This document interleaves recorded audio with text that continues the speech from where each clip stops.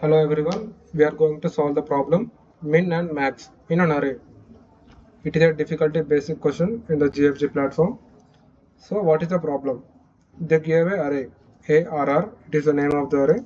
So our task is to find the minimum value and the maximum value from the given list of elements or the array. So we can see in this example the array is 1, 4, 3, -5, -4, 8, 6. So if we see manually in the human perspective, what is the minimum value? It is -5. So the first value of the result array or the output should be the minimum value, which is -5. And if you see the maximum value is 8. So the second value of the output array is 8, the maximum value. So this is how we should do, or the sample and input and output is. Similar way, there is another example. So the minimum is 3 and the maximum is 15. So 3 comma 15, minimum comma maximum. This is the way they ask, and the expected are big of n. So by this we can understand that we can use a single loop, not a nested loop, and the extra space should be constant. So the first thing we should need to do whenever we are solving array or any type of problem, to check if there is any return type to the method. So we can see there is a return type which is array list of type integer. So simply just copy and paste in your program. Then declare it as a result equal to how we initialize a collection framework using a new keyword and same name list, and we can mention here also integer but not necessarily. So hover, the result is declaration over. Then we use a constant spaced two integers, or else we will first discuss the approach. So the approach is use two variables, min and max. Simply two variables. Min value is equal to the first value of array, and max is also similarly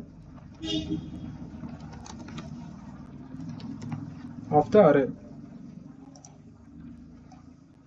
So this is the first one we use, and a loop. We use a for loop to iterate the given array sequentially one by one, and check using two conditions.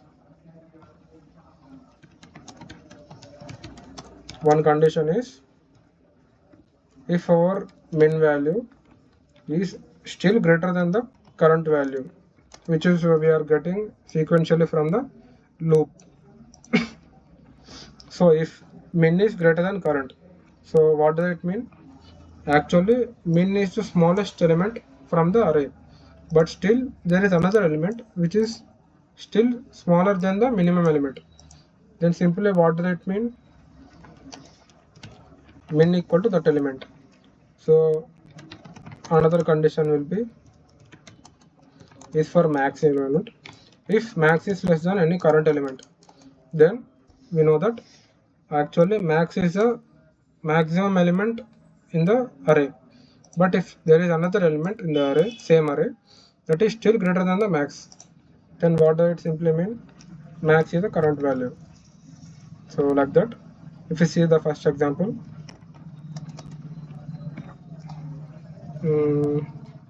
let us see with this example. It is smaller and simple. So this is the array. So min equal to what is the first element? 12, comma max equal to also 12. So next we iterate the array sequentially using a for loop, as we said. So we got 12. So we check two conditions. If min is greater than 12, is it greater than 12? No, it is equal to 12. So we do nothing. Then again we check if max is less than 12. Again we can see max is actually equal to 12 but not greater than or less than 12. So again we do nothing. So next element is 3. So if min is greater than 3, what is the min value now? It is 12. Is 12 greater than 3? Yes. So what did we say? We will update the min equal to 3. And next, similarly check for max. Is max less than 3? What is the max value? It is 12. And the present value is 3. Is 12 less than 3? No. So we do nothing. So what is the next element? It is 15. Now we check same. Is min is greater than the 15? What is the min value? We came here. It is 3. Is 3 greater than 15? Obviously it is not. So again min equal to still 3. So is max less than 15? What is the max value? It is 12. And 12 less than 15. It is true. So what do we do? Max equal to 15. So next it is 7. Min greater than 7 is 15. Min greater than 7. Min is, here you can see the min is 3. The min is 3. So 3 greater than 7. Obviously not. So still the min is equal to 3. And same. Is max less than 15? What is the max? Max value, no, is greater than 7. So what is the value? Max is 15.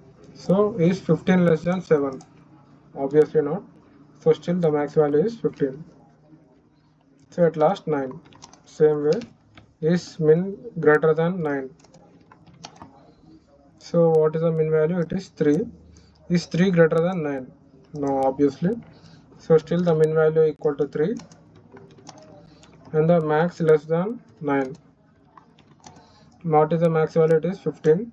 So is 15 less than 9? No, the condition is false, or it is not actually true. So still the max is equal to 15. So we completed the iteration of the given array. So at last, what were the values? Min equal to 3 and max equal to 15. So what did they say? They should be given in the form of result array list collection. So just add those values to the result and the output is result. That's it. This is the approach we use. It is quite simple. So what did we say? We use two variables. Min is first element of array and max is equal to same first element of array. Next we use a loop. Int n. We don't need the indexing here. As we can see, we just need the elements one by one. So simply take a for each loop, which is quite simple. For the column left side, you keep the temporary variable for storing the continuous coming numbers one by one. And the column right side is what is the collection name you are keeping here. It is an array. So we use the two conditions as we said. If the same condition is min greater than 12 or min greater than the current value. How do we get the current value? It is n. Then what does it mean? Min equal to n. Similarly, if max is less than the current value, max equal to current value. And at last add the min and max values to the result.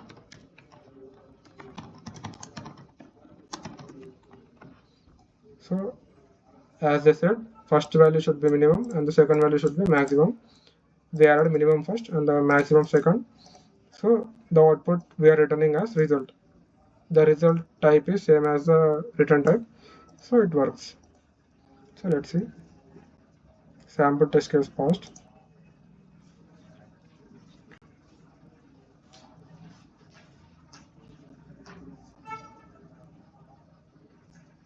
So we can see the program successfully passed all the test cases. So now, analyzing the time and space complexities is a good practice.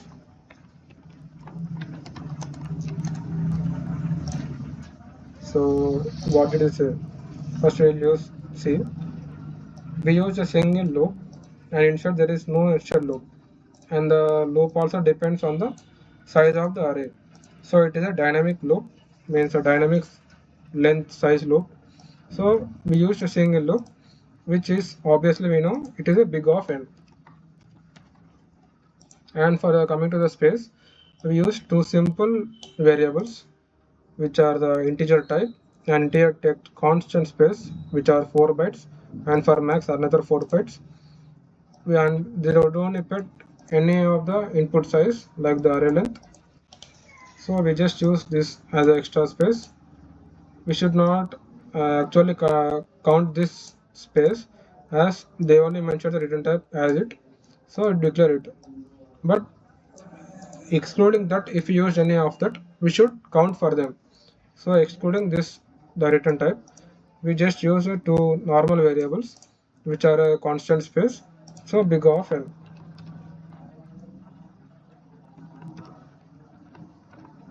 So our code time and space complexities are these, big of n and big of 1. And as you can see, the expected are also big of n and big of 1. So they are matching. So this code is acceptable for the given problem. This is how we can solve using this approach.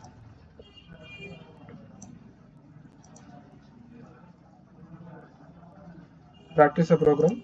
Thank you.